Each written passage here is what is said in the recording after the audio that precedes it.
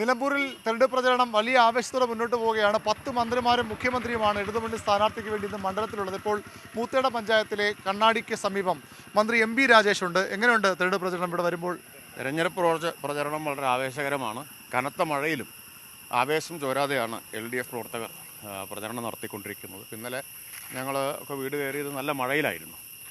അപ്പോൾ LDF വിജയം ഉറപ്പിച്ചു കഴിഞ്ഞു. വളരെ സുരക്ഷിതമായിട്ടുള്ള നിലയിലാണ് LDF ഇവിടെ ഉള്ളത്.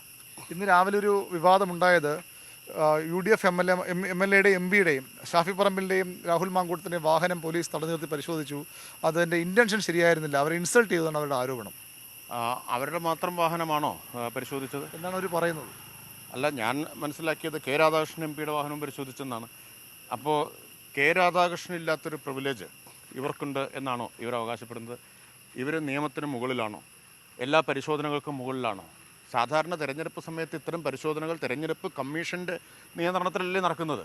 തെരഞ്ഞെടുപ്പ് കമ്മീഷൻ്റെ പരിശോധനകളെ ഇവർ എതിർക്കുകയാണ് ചെയ്യുന്നത്, അതിനെ രാഷ്ട്രീയവൽക്കരിക്കുകയാണ് ചെയ്യുന്നത്. ഇപ്പോൾ നമ്മളെല്ലാം നമ്മുടെയൊക്കെ വാഹനം പലപ്പോഴും പരിശോധിച്ചിട്ടുണ്ട്. ഇൻസൾട്ടായിട്ട് തോന്നിയിട്ടുണ്ടോ? തോന്നേണ്ട കാര്യം എന്താ? ഇവർക്ക് മാത്രം എന്താ പ്രത്യേകമായിട്ടുള്ള പ്രിവിലേജ് എന്തെങ്കിലും ഉണ്ടോ? എന്തിനാണ് ഇവരത് ഭയപ്പെടുന്നത്? ഈ മറ്റുള്ള വിഷയങ്ങളൊക്കെ ഇവിടെ പ്രധാനമായി നിൽക്കുന്ന ജമാഅത്തെ ഇസ്ലാമി ബന്ധവും അതുപോലെ തന്നെ കോൺഗ്രസ് അവരെങ്ങനെ കൂടെ കൂട്ടുന്ന ചോദ്യവും ഒക്കെയാണ്. ഈ കഴിഞ്ഞ കുറച്ച് കാലമായിട്ട് നമ്മൾ കാണുന്നത് UDFനെ നയിക്കുന്നത് ആരാണ്? UDFനെ നയിക്കുന്നത് തീവ്ര നിലപാടുള്ള ശക്തികളാണ്. കഴിഞ്ഞ കുറേ തെരഞ്ഞെടുപ്പിൽ നമ്മൾ കണ്ടതാണ്. ഇപ്പോൾ പാലക്കാട് ഉപതെരഞ്ഞെടുപ്പിൽ അത് കണ്ടിട്ടുണ്ട്. അപ്പോൾ UDF മുസ്ലിം ലീഗും അത്തരം ശക്തികളുടെ പിടിയിലാണ്. അത് ഇവിടെ മണ്ഡലത്തിൽ എങ്ങനെ ഒരു ഇമ്പാക്റ്റ് ഉണ്ടാക്കുമെന്ന് കരുതുന്നുണ്ടോ? കാരണം മുസ്ലിം വോട്ടുകൾക്ക് നിർണായക സ്വാധീനമുള്ള മേഖലയാണ്. അങ്ങനെ മതം പറഞ്ഞ് വോട്ട് പറയുന്നതെങ്കിൽ പോലും ന്യൂനപക്ഷ വോട്ടുകൾക്ക് വലിയ സ്വാധീനമുള്ള മേഖലയാണ്. അവരെങ്ങനെ മതനിരപേക്ഷ നിലപാടാണ് LDF ഉയർത്തിപ്പിടിക്കുന്നത്. ആ തിളക്കമുള്ള മതനിരപേക്ഷ നിലപാടിൻ്റെ വിജയമായിരിക്കും ഇവിടെ ഈ മണ്ഡലത്തിൽ, നിലമ്പൂർ മണ്ഡലത്തിൽ കാണാൻ പോകുന്നത്.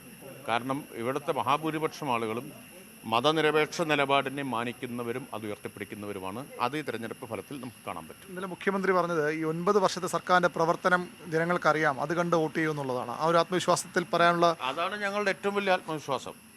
ഞങ്ങൾക്ക് ഈ ജനങ്ങളുടെ മുമ്പിൽ പറയാനുള്ള ഏറ്റവും പ്രധാനപ്പെട്ട കാര്യം, ജയിക്കുമെന്ന് ഉറപ്പിച്ച് പറയുന്നതിൻ്റെ ഏറ്റവും പ്രധാനപ്പെട്ട കാരണം സർക്കാരിൻ്റെ 9 വർഷത്തെ പ്രവർത്തനമാണ്. അത് അഭിമാനത്തോടെ തല ഉയർത്തി ഓരോ ഇടതുപക്ഷ പ്രവർത്തകനും എവിടെയും പറയാനാവും. ഇപ്പോൾ ഒരു ഉദാഹരണം ഞാൻ പറയാം. ഇപ്പോൾ ലൈഫ് പദ്ധതി, ഇപ്പം ഞാൻ കണക്കുകൾ പരിശോധിച്ചപ്പോൾ നിലമ്പൂർ മണ്ഡലത്തിൽ മാത്രം കൊടുത്തത് 8855 വീടുകളാണ്. അതിൽ സിംഹഭാഗവും പണി പൂർത്തിയാക്കി, ബാക്കി നിർമ്മാണം നടന്നുകൊണ്ടിരിക്കുന്നു. കേരളത്തിലെ ഏറ്റവും കൂടുതൽ ലൈഫ് ഭവന നിർമ്മാണം നടന്ന മണ്ഡലങ്ങളിലൊന്ന്, മുൻനിരയിൽ നിൽക്കുന്നൊരു മണ്ഡലമാണ് നിലമ്പൂർ മണ്ഡലം. 5,81,000-ത്തിലധികം വീടുകൾക്ക് ധനസഹായം കൊടുത്തു. 4,52,000 വീടുകൾ പൂർത്തിയാക്കി. അതിൽ 8,885 നിലമ്പൂർ മണ്ഡലത്തിലാണ്. അപ്പോൾ ഇതെല്ലാം ജനങ്ങളുടെ അനുഭവമല്ലേ. ഇപ്പോൾ ഇന്നലെ ഞാൻ പല കുടുംബയോഗങ്ങളിലും പോയി. ആ കുടുംബയോഗങ്ങളിൽ ഞാൻ ലൈഫിൻ്റെ വീട് ഇവിടെ കിട്ടിയിട്ടുണ്ടോ എന്ന് ചോദിച്ചാൽ അനേകം കൈകളാണ് ഉയരുന്നത്. പലരും പണി പൂർത്തിയാക്കിയവരാണ്, ചിലർ നിർമ്മാണം നടത്തിക്കൊണ്ടിരിക്കുന്നവരാണ്. അപ്പോൾ ആളുകളുടെ അനുഭവത്തിലുള്ളതല്ലേ ഇതൊക്കെ. അതിനാണ് സർക്കാരിൻ്റെ പ്രവൃത്തികൾക്ക്, സർക്കാരിൻ്റെ നേട്ടങ്ങൾക്ക്, സർക്കാർ ഇത്രയും നാൾ 9 വർഷം ജനങ്ങൾക്ക് ചെയ്തു കൊടുത്ത കാര്യങ്ങൾക്ക് ജനം വോട്ടിടുമെന്ന ആത്മവിശ്വാസം തന്നെയാണ് മുഖ്യമന്ത്രി ഇന്നലെ പറഞ്ഞ. അതേ ആത്മവിശ്വാസം മന്ത്രി എം പി രാജേഷും പങ്കുവയ്ക്കുന്നു. വികസനവും ലൈഫ് പദ്ധതി ഉൾപ്പെടെയുള്ള സർക്കാരിൻ്റെ ക്ഷേമ പ്രവർത്തനങ്ങൾക്കും ജനം വോട്ട് ചെയ്യുമെന്ന ആത്മവിശ്വാസത്തിൽ തന്നെയാണ് ഇടതുമുന്നണിയുടെ പ്രചരണം മുന്നോട്ട് പോകുന്നത്. അഖിലോട്ടുപാറയ്ക്കൊപ്പം VV അരുൺ, News 18 നിലമ്പൂർ.